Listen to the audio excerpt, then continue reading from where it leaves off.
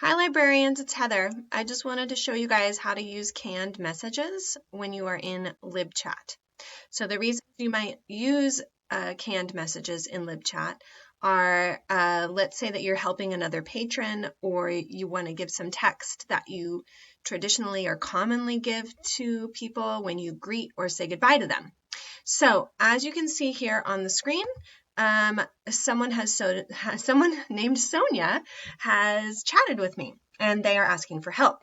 So I can go down here where it says canned messages on the bottom left side of my screen. And if I click on it, I get a number of canned messages that I can use. I have personal and system-wide messages set up. When you guys click on it for now, you'll only have the system messages, but I'll show you how to create your own canned messages. So let's say I want to give this person a welcome. I click it, it shows up, and then I can click send message. And then I've given a sort of standard greeting. So that's basically how you use the canned here. And I can also show you how to create canned messages in your own account.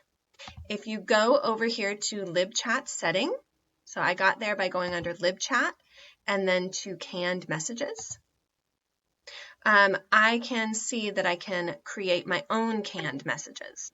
So I could add a canned message, I could reorder the canned messages, but these are the ones that I've created personally for myself. You can do that, but I highly suggest that for now you just use the system canned messages because they are standard and it'll be nice to be able to standardize our greetings. Okay, thanks everybody.